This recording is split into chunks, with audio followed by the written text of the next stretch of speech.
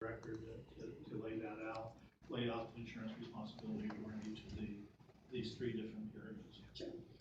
So we have three periods of coverage, as we like to call it. So there's the first period, which is when the driver has the app on, but they don't have a passenger in the car and they have not yet accepted the ride. So period one will be the primary insurance provider at that time. So the driver's insurance is not the one that you would go through an accident, but actually the Lyft insurance.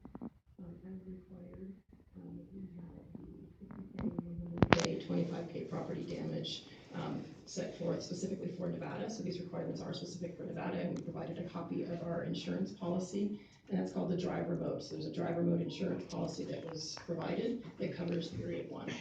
Period two is when the driver has accepted a ride, but there's not a passenger in the vehicle. So during period two for Nevada, we have $1.5 million of coverage as required by AB 176. Again, a copy of that policy was also provided, and that one's called passenger mode. And the endorsement for Nevada is endorsement number 24. I think there's some question as to where it specifically was, but Nevada is covered specifically as endorsement number 24 in that policy. And then there's period three insurance. Period three insurance is once the driver has actually picked up the passenger. Again, there's $1.5 million in coverage at that period. It's covered under the passenger mode insurance. Again, Lyft is primary during both periods 2 and 3, and there's no reliance upon the driver's individual insurance at that time. Okay, so at no point is the driver's policy the primary coverage, correct? Not when they're active in the app. So from app on, which is phase one, basically dispatch to pick up and then drive and then passenger in the seat. So the policy is the primary policy. Yes. I just want to make that clear.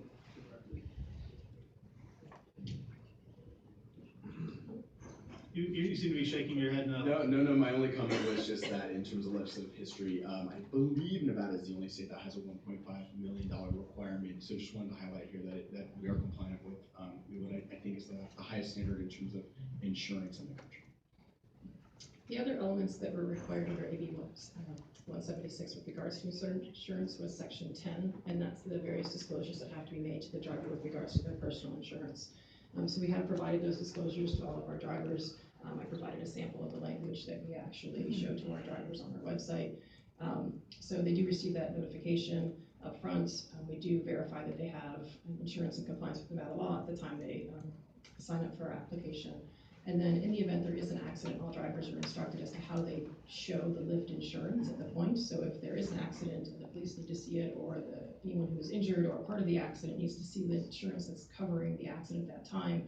The drivers have instructions as to how to open that in their application, so at all times they have that on their phone. They can just log in and see the insurance certificate that's applicable to them as Lyft drivers. Okay, back to the driver's insurance. Are you a named insurer on the driver's policy? Yes. Is there a reason you're electing not to be? You understand the benefits of being a named insurer, basically, in the event the policy is canceled, you receive notification prior to cancellation. Gives you some, should give you some element of, I don't know, confidence that the insurance is being maintained, because they can provide you with a insurance card one day, 2 hours later, their insurance will lapse, and you're not going to basically be able to capture that until the next remote period is not sure. You can't obviously rely on the driver, but you're responsible.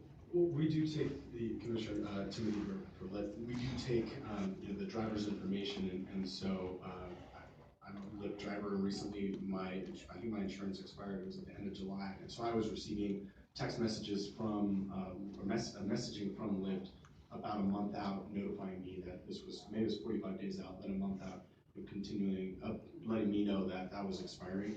But I'm looking at basically during the dependency of the policy cancellation, perhaps due to non-payment or something else, that the insurance is canceled, altered in a way that's no longer compliant. And again, back to this, whereby you be notified of that. I will state that March of this year, we were able to kind of come together with some of the big insurers and outline kind of the best practices. That was not something that was brought up during that discussion, and that was not something that was part of the final we're set up, but appreciate the comments. Commissioner Michael Hillery, if I might add, I think it is important to remember what Kay just talked about, and that is the primacy of the Lyft policy whenever the driver has the app on or is transporting a passenger, and there's no question that Lyft is primary and goes first. So even if there was a problem with the driver's coverage, as it involves the passengers or the public while they're operating as a contractor for Lyft, they are covered by the larger insurance policy. So there's no question there.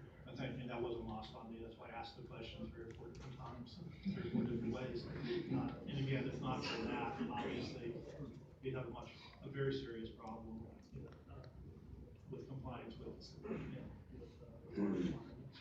Go ahead. And we do serve as primary insurance during periods 2 and period 3, in all jurisdictions except for New York, where group insurance is not permitted by law.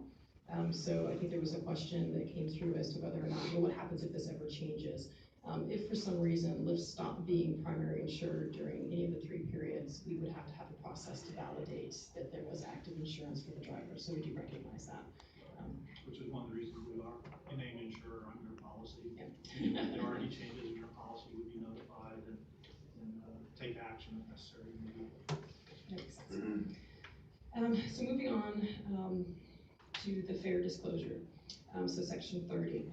So currently we've provided a list of our fares for what we call our base fares and the various fees associated with that, and then what we call the plus fare, which we... Before you get into that, again, I'm still going back to trying to keep like one train of thought. Since we're still talking about drivers, perhaps talk about your what I refer to as zero tolerance policy or compliance with section 39. Okay.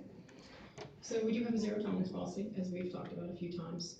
This policy is something that basically requires us to suspend the driver if there's been any reports of potential alcohol or drug usage by the driver.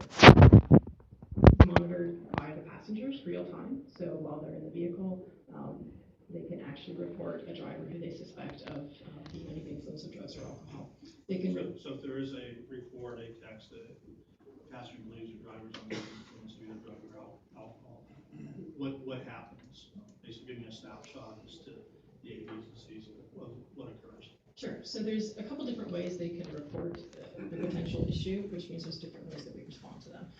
So if they just make a comment in their receipts as they're checking out, basically they say, I think maybe my alcohol was high. That would be something that's in the comment box. That is actually gone, our system automatically spiders those comment boxes looking for suspect words, so drugs, alcohol, driving erratically, things like that. So our system would automatically flag that as something that we should investigate. So that list of flagged comments would go to our trust and safety team, who then go through each of those one by one.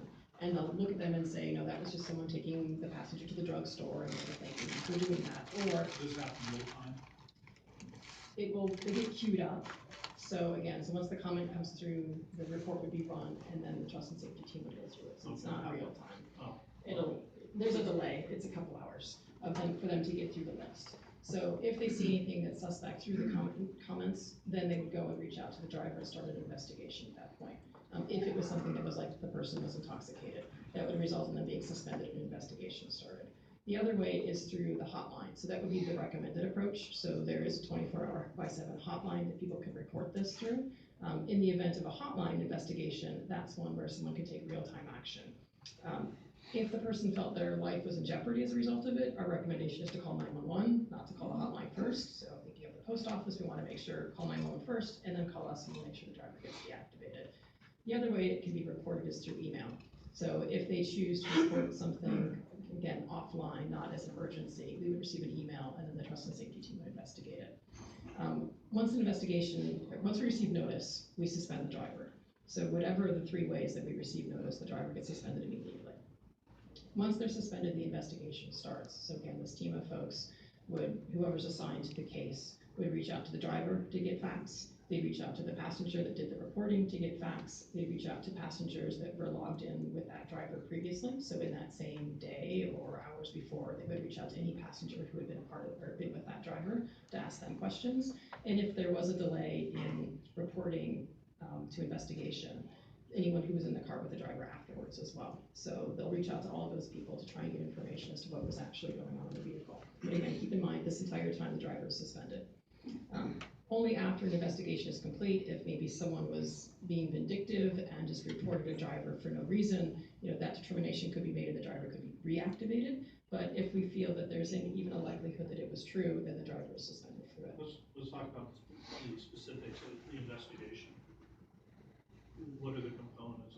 I would assume that referral of that driver for drug testing would be part of that investigation. We don't do that. I would think that would be a good way either to verify that, frankly, action should have been taken, that driver should have been removed, or something to exonerate a driver who wasn't in fact under the influence of the passenger, was just basically perhaps targeting that driver for whatever reason. So I don't understand why drug testing isn't part of the normal investigation to determine whether or not that driver was impaired. Seems logical to me.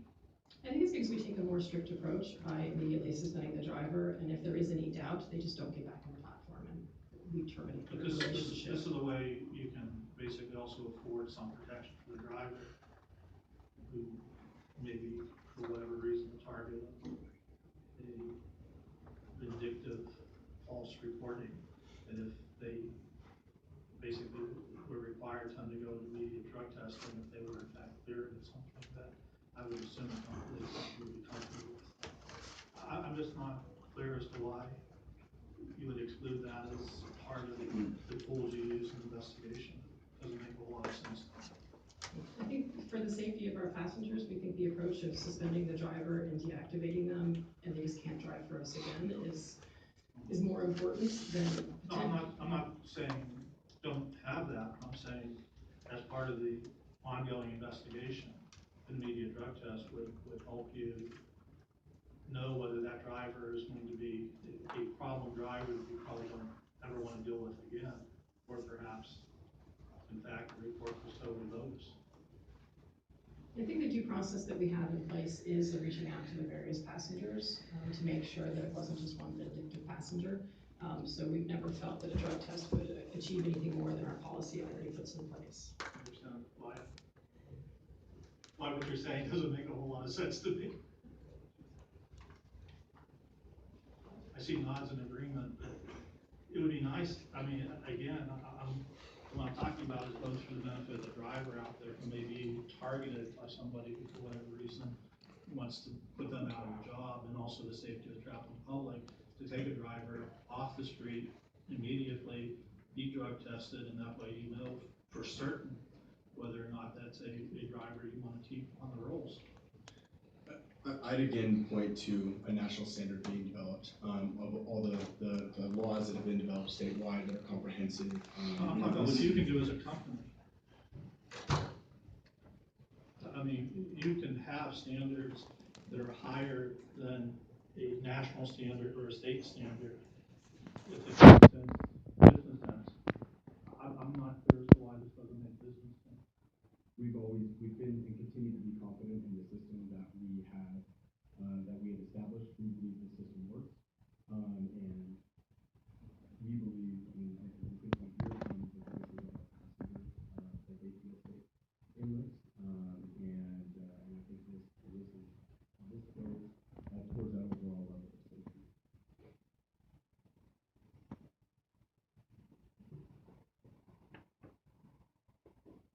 Moving right along. We're talking about vehicle requirements.